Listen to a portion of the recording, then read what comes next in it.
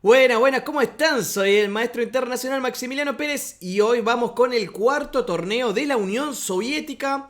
Vamos a hacer un pequeño repaso histórico porque la verdad es que no encontré demasiado material acerca de este torneo, ¿sí? Lo único que encontré es que se jugó en Leningrado en 1925. Y entre otras cosas hay que considerar, por ejemplo, dato curioso que he comentado en algún otro video sobre esta serie, en el cual Leningrado antes se llamaba Pietrogrado y San Petersburg fue el primer nombre y es el que tiene ahora, San Petersburgo, ¿no? Como lo decimos en español. Y de hecho es lo que tengo acá atrás, ¿no? Ahí pueden ver, esa es la ciudad de San Petersburgo hoy en día. Y aquí tenemos en las fotos a San Petersburgo en el año 1924, ¿sí? Que lo tengo del torneo pasado, lo tengo por acá. Y tenemos a Moscú también en la misma época, ¿no? Bueno, ¿por qué ponemos estas fotos? Bueno, básicamente comentarles que la llegada de Bogolyubov, básicamente el año anterior a este, de 1924, fue extraordinaria para el avance de la Unión Soviética como potencia mundial. Porque claro, él trajo todas las ideas del hipermodernismo, lo hemos visto en el video anterior, que si no lo viste te lo recomiendo acá arriba, vas a poder encontrarlo. Y la verdad es que eso hizo que los jugadores empezaran a estudiar más, a obtener estas ideas. Y de hecho, ¿por qué está la foto de Moscú? Porque en ese mismo año, 1925, luego de este torneo de la Unión Soviética, se jugó un abierto en Moscú muy fuerte. Y ahí los jugadores soviéticos tuvieron muy buenos resultados contra jugadores como Capablanca, por ejemplo, etcétera, ¿sí? Así que esa es la razón por la cual están la fotito de Moscú. Vamos a lo que fue el torneo. Básicamente lo gana nuevamente Bogolyubov, pero en este caso se nota mucho la mejoría de los jugadores soviéticos. Recuerden que el torneo pasado había sacado una ventaja abismal contra sus rivales, sin embargo en este ya gana solamente por un punto, ¿no? Con un punto arriba de Levenfish. Vean cómo siempre están los mismos de siempre, ¿no? Levenfish segundo, Rabinovich tercero, ¿no? Todos jugadores muy fuertes, Dus Chotimirsky, Godkilf, Ilin Genevsky, Romanovsky, ¿no? O sea, realmente todos jugadores excepcionales. Vean cómo, por ejemplo, en la tabla está Kubel, el cual es un gran compositor, igual que Grigoriev, ¿no? Sosin, ¿no? El de la defensa de la siciliana. O sea, es increíble ver la tabla de jugadores y los jugadores fantásticos que había en este torneo, ¿no?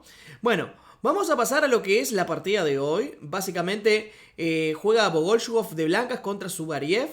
Y bueno, es bastante interesante porque nos muestra un poco cómo se estaban desarrollando las ideas por estos años, ¿no? O sea, cómo se intentaba buscar nuevas ideas, aperturas extrañas, y se intentaba siempre conseguir posiciones muy interesantes para jugar, ¿sí? Aquí es cuando pesaba justamente el gran poder estratégico y táctico de Bogolyubov, ¿no? Que comienza esta partida de una forma muy extraña con caballo C3. Bueno, tengo que contarles una pequeña anécdota con respecto a esta variante. Durante mi juventud yo solía jugar mucho caballo C3. Es más, si ustedes se fijan en la base de datos van a ver que tengo partidas con caballo C3 y tengo un score altísimo. Eso es lo gracioso de todo esto. Pero no quiere decir que esa variante sea buena, ¿no? Simplemente tiene una posición de elo que tal vez no sea tan fuerte. Aunque, entre otras cosas, le he ganado a algún que otro gran maestro con caballo C3 en la jugada número 1.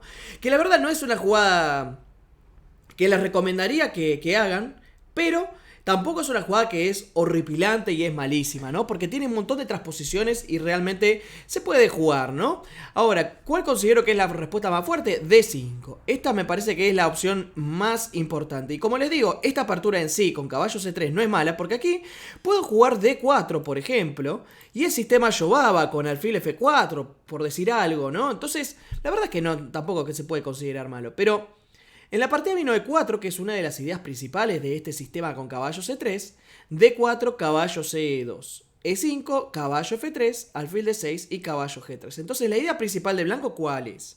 Vamos a intentar desarrollar nuestro alfil por C4, jugar D3, enroque corto, que el alfil quede por fuera de la cadena de peones y que los caballos estén preparados para saltos sobre F5 y G5. Si lo pensamos como una especie de española, ¿no? Donde suele suceder que los caballos están en G3 y en F3, realmente no parece tan mala la idea. ¿El problema cuál es? Que en general, una de las variantes principales que se está jugando contra este tipo de variantes es jugar primero F6.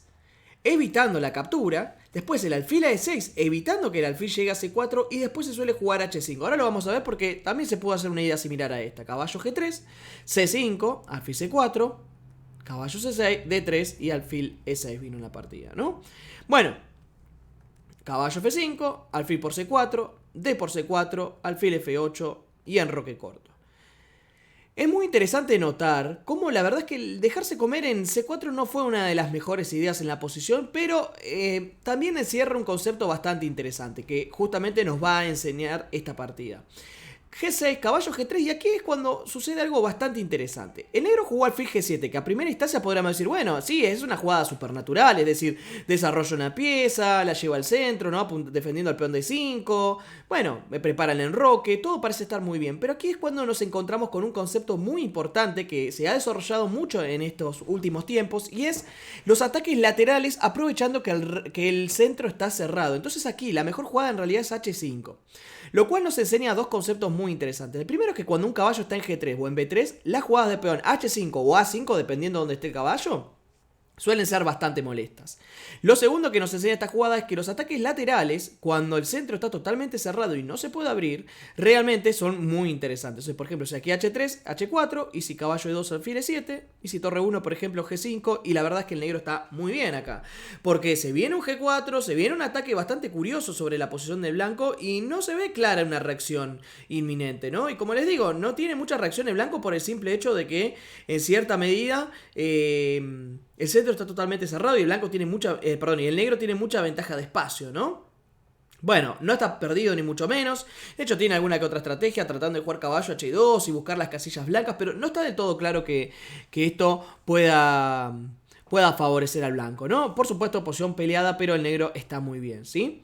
Bueno, la cuestión aquí es que el negro juega alfil G7 y el blanco juega caballo E1. Y esto nos muestra una idea muy interesante que de hecho estaba desarrollando Nisowich, que hoy en día nos suena tan natural, ¿no? Tan natural este tipo de cosas. Pero que claro, recuerden que era el año 1925.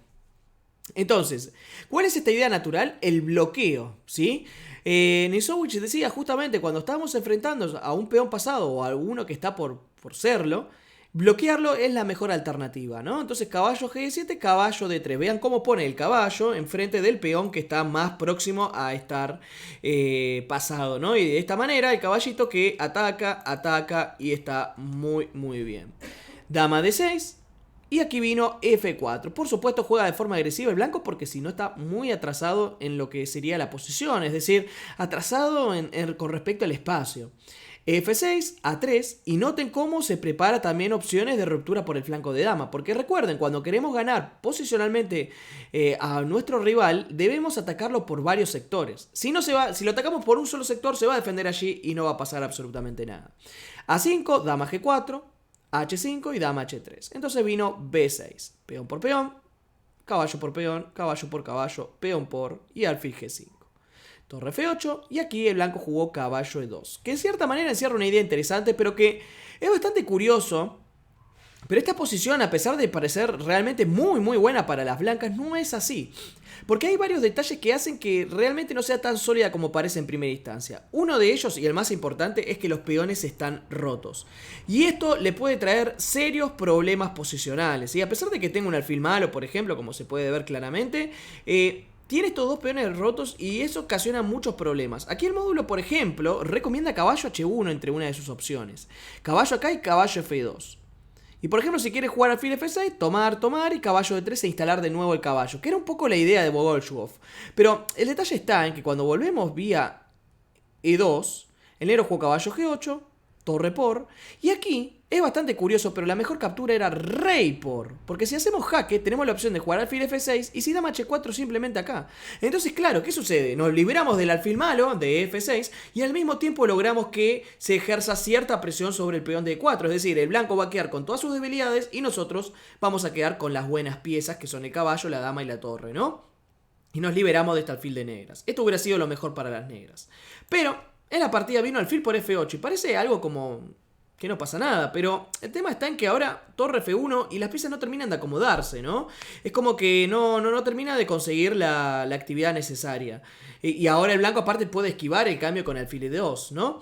Alfil G7, vino caballo C1, nuevamente el concepto de bloqueo, el caballo se ubica en una buena casilla, dama H4, alfil por, dama por, y uno diría, pero bueno Maxi, al final el negro consiguió lo que estaba buscando con respecto al intercambio de alfiles, pero claro, tardó mucho tiempo en hacerlo, y ahora el blanco está mucho más acomodado que en variantes anteriores, por ejemplo, torre A7, caballo D3, torre 7, y les pregunto, en esta posición, ¿qué opinan? ¿Qué habría que hacer con blancas? Frenen, les recomiendo pausar un poquito el video y pensar acerca de qué hacer ahora con blancas. Bueno, supongo habrán frenado un poquito el video y habrán encontrado que, claro, estamos atacando por el flanco de rey, atacando, pero como que no estamos pudiendo entrar. Por eso, la idea principal en estas posiciones es crear una segunda debilidad. Por eso B4 es realmente muy buena. Torre 6, peón por peón, y la torre termina entrando vía B1. Caballo F6, dama por G6 jaque, rey D8, torre B5 y noten cómo se empieza a caer absolutamente toda la posición. Caballo D7, dama por H5, torre F6, H3 para evitar algunos problemas, ¿no? Con el rey de G1 que no reciba ningún tipo de mate extraño, dama E6, jaque, rey, torre B7, perdón, dama C6, dama jaque y ahora el negro decide abandonar. Ahora les hago una pequeña pregunta. ¿Qué hubiera pasado si el negro hubiera jugado torre F7? ¿Cuál sería el problema de esta jugada?